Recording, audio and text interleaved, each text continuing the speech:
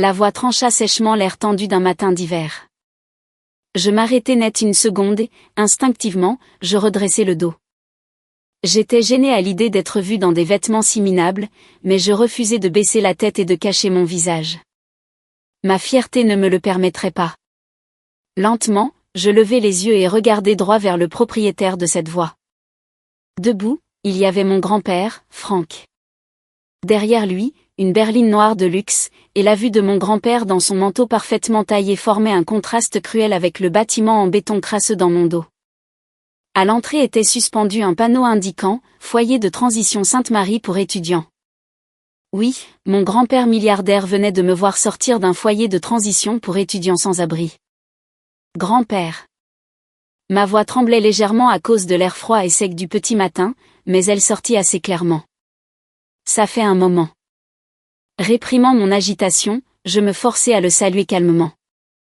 Il me dévisagea de la tête aux pieds comme s'il voyait quelque chose d'incroyable.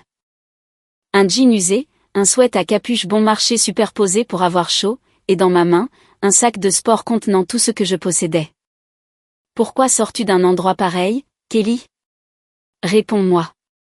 Sa voix tremblait, non pas de colère, mais d'un choc profond et de la peur face à la réalité que sa petite fille bien-aimée vivait dans un foyer de transition pour étudiants.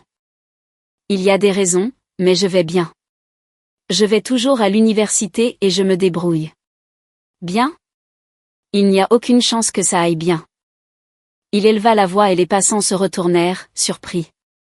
S'avançant vers moi d'un pas décidé, il saisit fermement mon bras devenu si mince. Qu'est-il arrivé à la maison ? La maison que je t'ai donnée ? Je fronçai les sourcils aux mots qui jaillirent de sa bouche. La maison ? Je ne comprenais pas ce qu'il voulait dire. De quoi parles-tu ? Quelle maison ? La maison que je t'ai offerte il y a 6 mois pour tes 20 ans. Une maison meublée de 3 chambres dans le quartier de Riverside. Pourquoi n'y vis-tu pas ? Ses yeux étaient injectés de sang, son expression désespérée. J'étais confuse. Une maison dans le quartier de Riverside ? Je n'avais même jamais vu de maison dans un quartier aussi huppé. Grand-père, calme-toi. Je n'ai jamais rien reçu de tel. La seule chose que j'ai eue pour mon anniversaire était une carte de maman. Papa et les autres ont dit que tu étais occupé à voyager à l'étranger et qu'il n'y aurait pas de cadeau cette année. Qu'est-ce que tu dis ? Ses mouvements se figèrent. Je sentis son agitation se durcir rapidement en quelque chose de froid et de tranchant. C'était un visage que je connaissais bien. Le visage de Frank, l'homme de fer qui avait autrefois été craint dans le monde des affaires. Tu n'as rien entendu ? Pas de clé, pas d'acte de propriété ? Pas une seule fois, même lorsque j'avais été pratiquement jeté hors de la maison. Personne n'avait jamais mentionné quoi que ce soit de ce genre. Lentement, il relâcha mon bras et serra les dents comme s'il avalait quelque chose d'amer. Au fond de ses yeux, les flammes de la rage brûlaient férocement. Je vois. Grace et David. Il murmura les noms d'une voix basse et grondante. Monte dans la voiture, Kelly. Nous devons parler. Mais j'ai un stage à l'hôpital ce matin. Je t'y conduirai. Avant ça, tu as besoin d'un vrai repas et d'une explication. Il n'y avait aucune place pour le refus dans son ton. Je poussai un léger soupir et hochai la tête. Il ne servait à rien de faire la brave. Et d'une manière ou d'une autre, je sentais que le mystère de cette maison disparue détenait la clé de ce qui avait fait dérailler ma vie. Alors que je montais dans la voiture chaude, la douceur du siège, une sensation que je n'avais pas ressentie depuis longtemps, faillit briser le fil de tension étroitement enroulé en moi. Raconte-moi tout. Comment tu as vécu ces derniers mois et ce qui est arrivé à cette maison ? Toujours le regard fixé par la fenêtre, j'ouvris doucement la bouche. C'est une longue histoire, mais si tu es prêt à écouter. Et ainsi, je commençai à parler. Le sommeil était un luxe pour moi. À l'époque, je dormais en moyenne 3h30 par nuit. Si j'arrivais à dormir 4 heures, cela me semblait un miracle, des vacances. Chaque matin, je me réveillais sous l'effet de la pure tension, bien avant que mon réveil de 4 heures du matin ne sonne. Je m'aspergeais le visage d'eau froide et regardais les cernes sombres reflétées dans le miroir, me murmurant à moi-même, encore un peu, juste 2 ans de plus. En plus de mes études d'infirmière et de mes stages cliniques, j'avais 2 emplois à temps partiel. Du petit matin jusqu'au milieu de l'après-midi, je supportais des stages cliniques éreintants à l'hôpital universitaire. Dans un état de tension constant, je courais partout pour vérifier les signes vitaux des patients, aider aux soins d'hygiène et rédiger des rapports jusqu'à ce que mes jambes me donnent l'impression qu'elles allaient lâcher. Le soir, je travaillais comme serveuse dans un dîner près du campus. Et à partir de minuit, après la fermeture du dîner, je nettoyais les sols de bureau pour une société de nettoyage ouverte 24 heures sur 24. C'était aussi mon temps d'étude. Dans des immeubles de bureaux vides et silencieux, je poussais une serpillière tout en récitant à voix basse des termes d'anatomie et de physiologie. Pendant mes pauses de 15 minutes, je parcourais désespérément un carnet de vocabulaire sorti de ma poche. « Kelly, tu as encore une mine affreuse. Pourquoi ne prends-tu pas un peu de repos ?» me dit un jour le gérant du dîner par inquiétude, mais tout ce que je pus faire fut de secouer la tête. Je vais bien. Je dois gagner de quoi payer mon loyer et mes manuels. C'était la vérité. Je n'avais personne sur qui compter. La seule grâce était que mon grand-père, Franck, payait directement mes frais de scolarité à l'université. Il vaut la peine d'investir dans quiconque veut vraiment apprendre, telle était sa politique. Sans lui, j'aurais abandonné l'université depuis longtemps. Quand je me traînais jusqu'à la maison de mes parents après 2 heures du matin, épuisé au-delà des mots, les lumières du salon étaient toujours allumées. La télévision braillait, mêlée à des éclats de rire. Là, avachie sur le canapé, se trouvait ma sœur au chômage, Ashley, et son mari, Chris, entourés de boîtes de pizza vides et de canettes de bière. « Oh, tu es rentrée, Kelly. Tu es en retard, » dit Ashley sans quitter la télévision des yeux. « Dis, tu pourrais aller au magasin nous chercher de la glace ? À la vanille. Je viens de rentrer. Allez-y vous-même. » On est fatigué. Fatigué de traîner à la maison toute la journée. Mes parents étaient encore pires. Ils prenaient les $500 que je versais chaque mois pour les dépenses du ménage comme si c'était leur droit naturel. « Kelly, as-tu payé ce mois-ci ? La facture d'électricité a augmenté, alors à partir du mois prochain, passe à $600. Maman, mes salaires à temps partiel sont déjà à leur limite. Pourquoi ne demandez-vous pas à Ashley et Chris de contribuer aussi ? Dès que je protestais, le visage de ma mère se durcit. Ashley a la vie dure. Elle a 2 jeunes enfants. Toi, tu es célibataire et sans souci, n'est-ce pas ? Nous sommes une famille. Il est naturel de se soutenir mutuellement. Le mot « sans souci » me poignarda la poitrine comme un couteau aiguisé. Quelle partie de ma vie était sans souci ? Chaque jour, c'était comme marcher sur un fil. Si j'attrapais un rhume et manquais le travail, je risquais de perdre mon argent pour la nourriture du mois suivant. Pourtant, je supportais tout. Un jour, une fois que j'aurais obtenu mon diplôme et que je serais devenue infirmière diplômée, je pourrais quitter cette maison et vivre seule. Seul cet espoir me faisait tenir. Un soir, au moment où j'ouvris la porte d'entrée, l'arôme riche du roast-beef et du vin rouge emplit mes narines. Mon estomac gargouilla bruyamment contre ma volonté. Mon déjeuner ce jour-là n'avait été qu'une simple boisson gélifiée avalée à la hâte. J'étais prise de vertige à cause de la faim et de l'épuisement, mais je ne savais que trop bien que ce festin n'était pas pour moi. Quand j'entrais dans le salon, c'était comme entrer dans un autre royaume. La table à manger était couverte de plats somptueux, et ma mère Grace, mon père David, ma sœur Ashley, son mari Chris et leurs 2 fils mangeaient joyeusement. « Oh, tu es rentrée. » Ma mère me remarqua et s'arrêta, la fourchette en l'air. Dans ses yeux, je surpris une légère trace d'agacement, comme si une interruption venait d'arriver. « Bon retour à la maison, mais je suis désolée. Aujourd'hui, c'est la fête pour le rétablissement d'Ashley après sa garde d'enfant. Nous n'avons rien préparé pour toi. » Sans un mot, j'enlevai mes chaussures et me dirigeai vers le réfrigérateur de la cuisine. Il aurait dû y avoir le poulet en salade sur lequel j'avais fait une folie avec mon propre argent après avoir reçu ma paie la veille. Mon déjeuner pour le lendemain. Mais quand j'ouvris le frigo, il avait disparu. Et, où est mon poulet ? Quand je me retournai, Chris s'essuya la bouche avec une serviette et dit nonchalamment. Oh, ça. Désolé. Je l'ai utilisé comme apéritif tout à l'heure. La date de péremption approchait de toute façon, alors je m'en suis occupé. Tu t'en es occupé? C'était mon déjeuner pour demain. Je l'ai acheté avec mon propre argent. Ne sois pas si difficile, Kelly, intervint Ashley en faisant tourner son verre de vin. La dernière fois que Chris était allé à un entretien d'embauche, c'était il y a plus de 6 mois.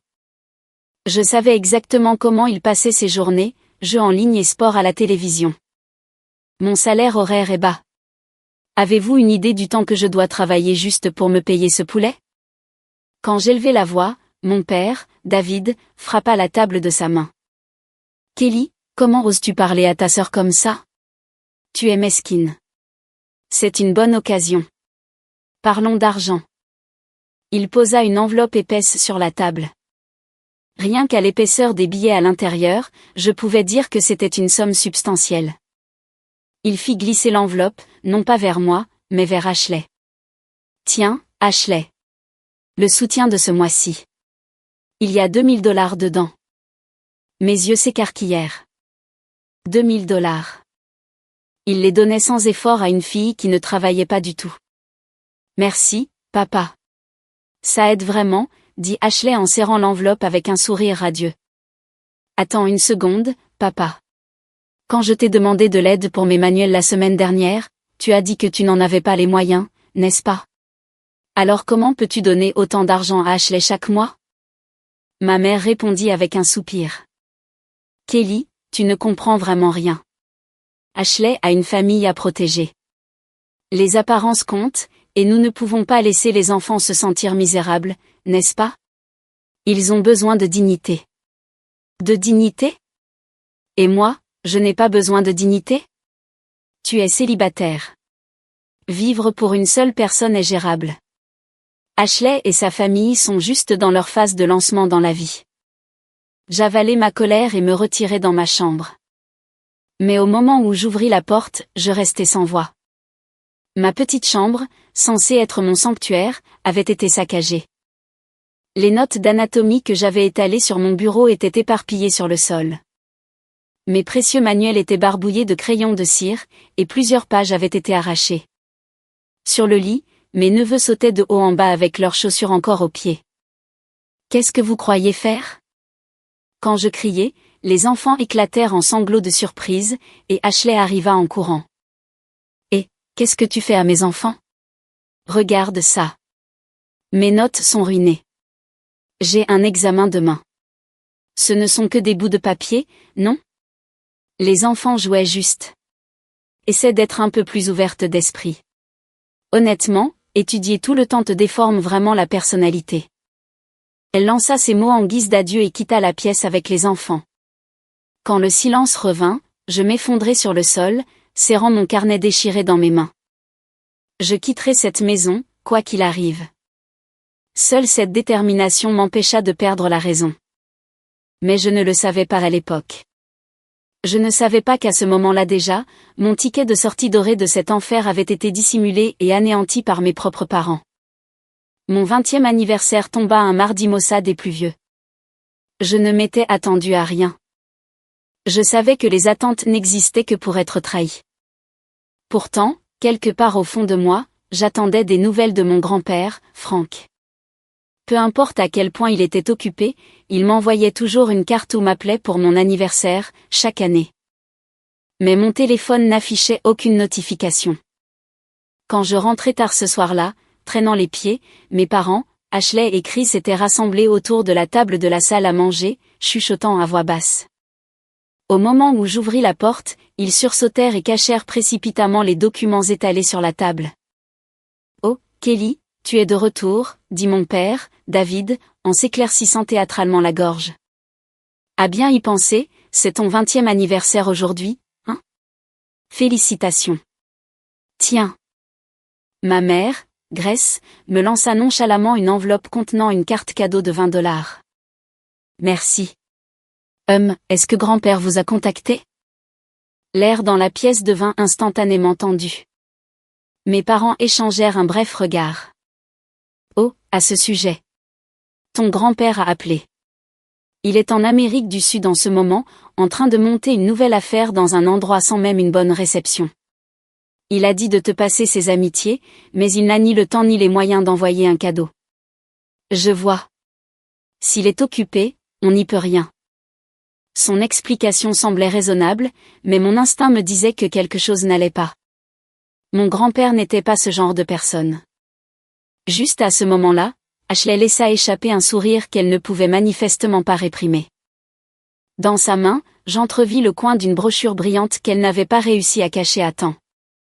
Et, maman, tu ne trouves pas que cette cuisine avec îlot central est incroyable? Tu pourrais cuisiner tout en gardant un œil sur les enfants. C'est vraiment merveilleux. Et le salon est si spacieux. On dirait qu'il est très ensoleillé aussi. Vous déménagez? Ashley me regarda avec un sourire triomphant. Oui, nous avons enfin trouvé une maison digne de nous. Oh, Chris a trouvé un travail? Et, surveille ce que tu dis, lança Chris, une bière à la main. C'est juste. Que la chance a tourné pour nous. La vie n'est pas si mal après tout. Je perdis tout intérêt et me dirigeai vers ma chambre. Ils avaient probablement encore eu de l'argent de nos parents. Ce que je ne savais pas, ce que je n'aurais pas pu savoir, c'est que parmi les documents qu'ils avaient cachés se trouvait un acte de propriété à mon nom, et que la merveilleuse nouvelle maison dont Ashley était si excitée était la maison même que mon grand-père m'avait offerte. Le verdict tomba brusquement la semaine suivant mon anniversaire. Je vais aller droit au but. Nous quittons cet appartement à la fin du mois, dit mon père d'un ton professionnel après le dîner. Vous déménagez? Où allez-vous? Nous déménageons dans la nouvelle maison d'Ashley, continua ma mère. C'est un endroit merveilleux. Nous vivrons tous ensemble et aiderons à nous occuper des petits-enfants. Ashley ricana d'un air suffisant. C'est exact. Il y a beaucoup de chambres. En échange de prendre soin de papa et maman dans leurs vieux jours, nous leur avons préparé des chambres spacieuses. Comment avez-vous pu vous permettre une chose pareille? Ça ne te regarde pas, coupa sèchement mon père. Ce qui est important, c'est ceci, il n'y a pas de place pour toi là-bas. J'eus l'impression que le temps s'était arrêté. Que veux-tu dire? Exactement ce que ça veut dire. Cette maison est un sanctuaire pour la famille d'Ashley. Tu as 20 ans maintenant, n'est-ce pas? Ne penses-tu pas qu'il est honteux pour une fille adulte de continuer à vivre au crochet de ses parents? Vivre à vos crochets? Je paie mes propres frais de scolarité et de subsistance. S'il y a bien quelqu'un qui vit au crochet des autres, ce sont Ashley et son mari. Surveille ton langage, rugit mon père. Ta sœur vient de saisir une opportunité majeure dans la vie. Et au lieu de la célébrer, tout ce à quoi tu penses, c'est à toi et à l'endroit où tu vas vivre. Quel égoïste tu peux être. Égoïste? Vous êtes en train de me dire que je perds ma maison? C'est pourquoi nous te disons de devenir indépendante, dit ma mère, la voix douce, mais les yeux froids. Prends cela comme une chance de commencer à vivre par toi-même. Tu seras parti d'ici ce week-end. Fais tes bagages et pars. Nous ne te donnerons pas notre nouvelle adresse. C'est de l'amour vache. Pour que tu ne reviennes pas en rampant. Essaie de comprendre nos intentions en tant que parents. L'amour parental. Comment osaient-ils même utiliser un tel mot? Leurs véritables intentions étaient douloureusement évidentes. Ils n'avaient plus besoin de l'argent que je gagnais. Ce week-end-là, je quittais l'appartement avec 2 valises remplies de tout ce que je possédais et un seul sac à dos. Ma famille avait déjà déménagé ses affaires et était partie sans moi. N'ayant nulle part où aller, j'ai finalement atterri dans un foyer de transition pour étudiants à la périphérie de la ville. Les nuits n'y étaient jamais calmes. Des tours résonnaient de toutes parts. Des gémissements de personnes piégées dans des cauchemars. L'odeur de javel mêlée de moisissure flottait dans l'air. J'ai été forcé de fournir un échantillon d'urine la porte des toilettes ouverte, juste devant une surveillante. Je me suis mordu la lèvre jusqu'au sang, retenant mes larmes en obéissant. J'étais une future professionnelle de la santé. Je n'avais jamais touché à la drogue, et pourtant, dans cet endroit, je n'étais rien de plus qu'un numéro sous surveillance. La nuit, je dormais en serrant mon sac à dos contre ma poitrine comme un bébé. À l'intérieur se trouvaient mes coûteux manuels de médecine et le peu d'argent qu'il me restait. Même les chaussures y étaient volées, alors j'attachais les lacets de mes baskets autour de mes poignets avant de me glisser dans mon lit.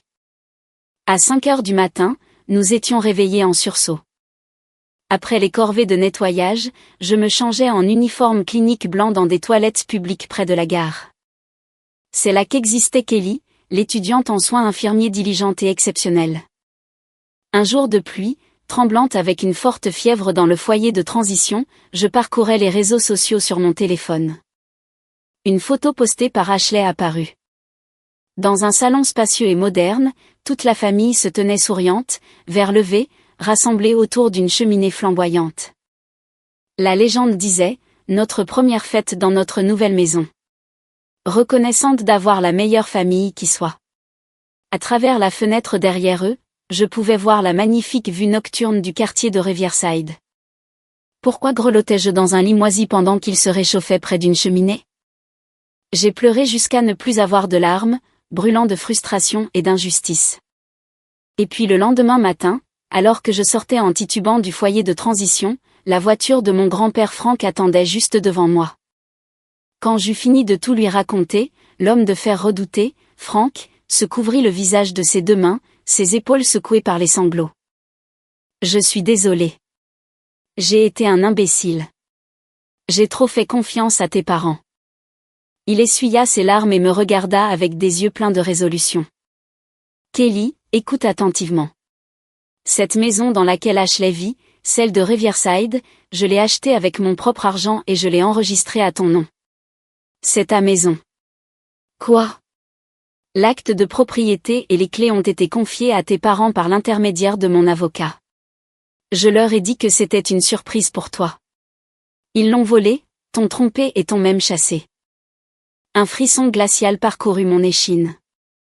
Cette maison, celle dont Ashley s'était vantée comme étant digne d'eux, était la mienne. Ce n'est pas possible. Si, ça l'est, et je vais le prouver. Mon grand-père m'installa dans une suite d'hôtels de luxe et s'assura que je mange correctement.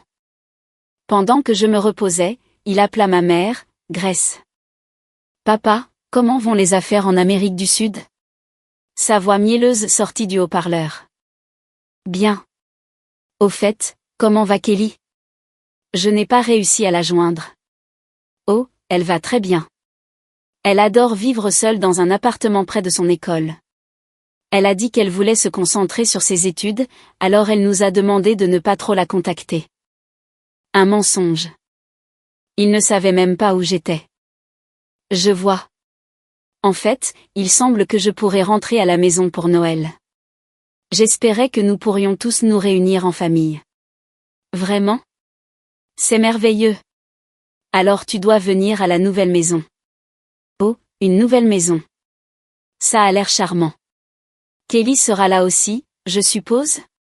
Bien sûr. Oui. Je l'inviterai. Un autre mensonge. Après avoir raccroché, mon grand-père parla froidement. Tu as entendu ça, Kelly? Ils se ficheraient que tu sois morte, tant que leurs mensonges ne sont pas découverts. Il se leva et regarda par la fenêtre. J'ai déjà contacté mes avocats. Registre de propriété, historique de transfert. Tout sera examiné. Et puis... Noël. Il se tourna vers moi et sourit doucement. D'ici là, repose-toi ici. Et à Noël, tu porteras la plus belle des robes et tu retourneras avec moi dans ta maison.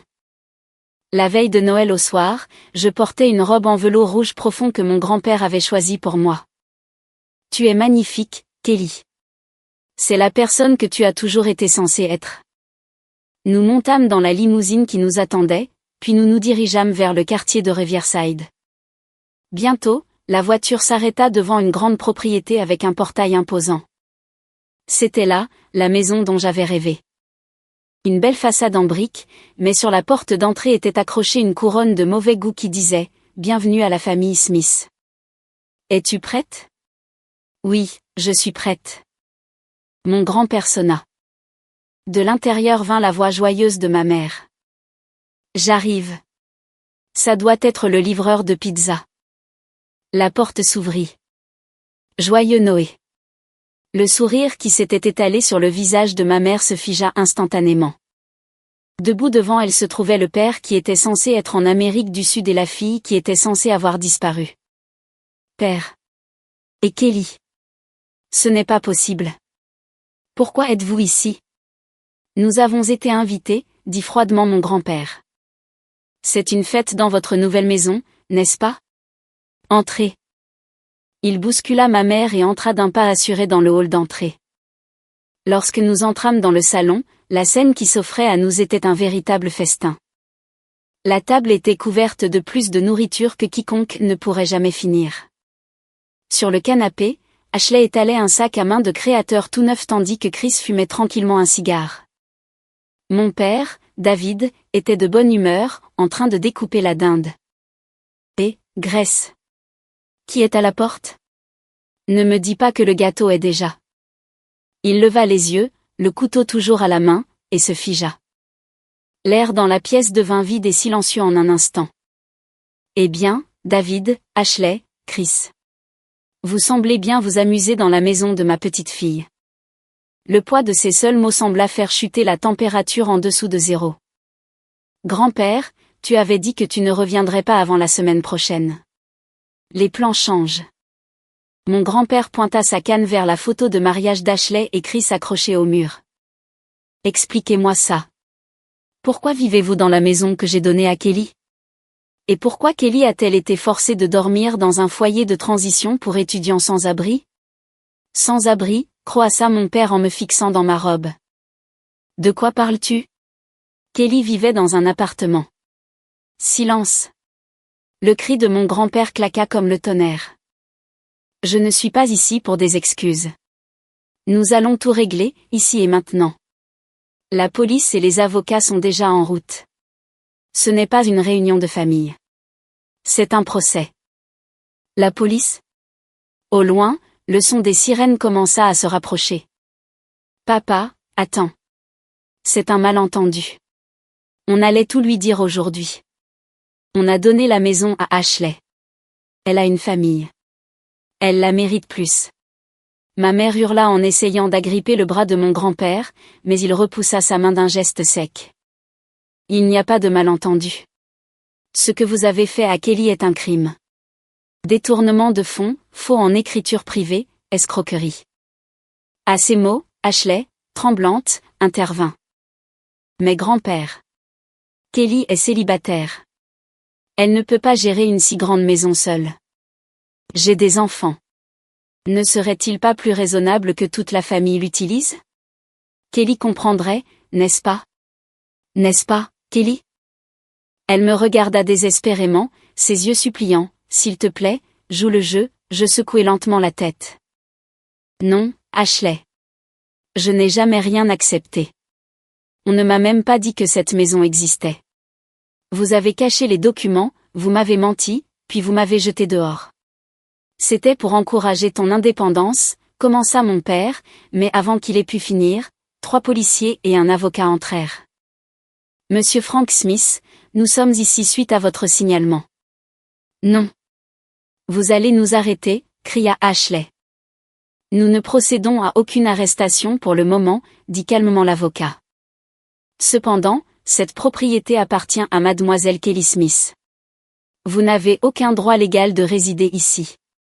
Cela constitue une occupation illégale et vous êtes tenu de quitter les lieux immédiatement. Immédiatement? Maintenant, hurla Chris. Il neige dehors. Nous avons des enfants.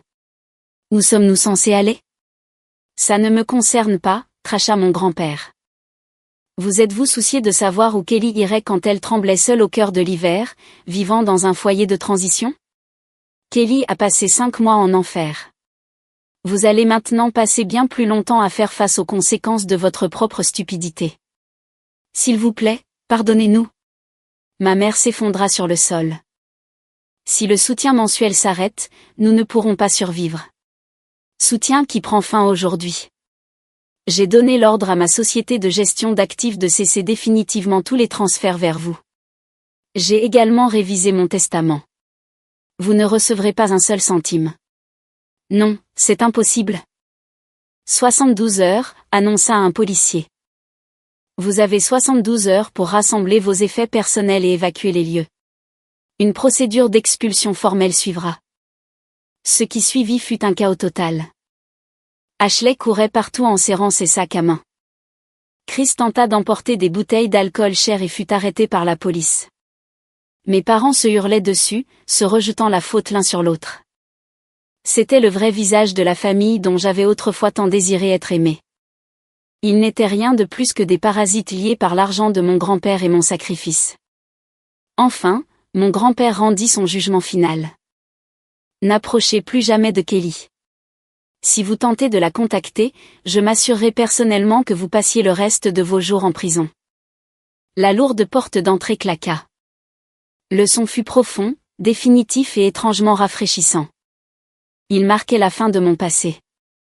C'est fini, Kelly, dit mon grand-père en me serrant doucement dans ses bras. Voici ta vraie maison.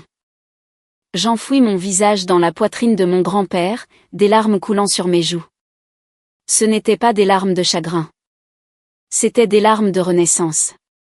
6 mois passèrent après ce bouleversement, et le printemps arriva. Ma maison est maintenant baignée d'une douce lumière du soleil. Le salon, autrefois encombré et criard à cause des désirs débridés de ma famille, a été transformé en un espace simple et calme. Quant à ce qu'ils sont devenus par la suite, voici ce que j'ai appris par des bruits de couloir. Mes parents ont fini par divorcer après s'être déchirés dans des disputes constantes. Mon père, David, incapable de trouver un travail stable à cause de son âge, peine à joindre les deux bouts avec un petit boulot de contrôleur de la circulation. Ma mère, Grace, après avoir fait le tour de ses amis pour leur mendier de l'argent, a été abandonnée par tous et vit maintenant dans un vieux logement social. Et ma sœur Ashley et son mari Chris. Pour la première fois de leur vie, ils sont confrontés à la réalité de devoir travailler et suer pour survivre. Ironiquement, le travail que Chris a fini par trouver est celui de nettoyeur de nuit dans la même entreprise de nettoyage où j'ai autrefois travaillé. Ashley, quant à elle, frit des pommes de terre dans la cuisine graisseuse d'un fast-food. Ils se plaignent de maux de dos et de bas salaires, apparemment. Mais ce sont exactement les difficultés que j'ai endurées en silence. Quelquefois, j'ai reçu des lettres et des appels manqués de leur part. Nous sommes désolés. Ne veux-tu pas voir tes parents? Et finalement, s'il te plaît, aide-nous financièrement. J'ai passé chaque lettre dans la déchiqueteuse et bloqué chaque numéro sans hésitation. Cela peut-il sembler cruel? Non. C'est un mur nécessaire que j'ai construit pour protéger ma dignité. J'ai maintenant atteint en toute sécurité ma dernière année d'école d'infirmière. Mon grand-père, Frank, me rend souvent visite le week-end, et nous passons du temps à nous occuper du jardin ensemble. Tu es devenue forte, Kelly, dit-il en souriant doucement. Grâce à cette expérience, j'ai appris une leçon inestimable. La gentillesse sans limite n'est pas une vertu. C'est une faiblesse, une ouverture que les personnes malveillantes exploitent. Le véritable amour ne signifie pas accepter toutes les demandes déraisonnables. Avoir le courage de dire non et se respecter mutuellement en tant qu'individus indépendants, voilà ce qui constitue une relation saine. Aujourd'hui, je vis sans être exploité, sans chercher à deviner l'humeur de qui que ce soit, dirigeant ma vie selon ma propre volonté. Ma vraie vie ne fait que commencer.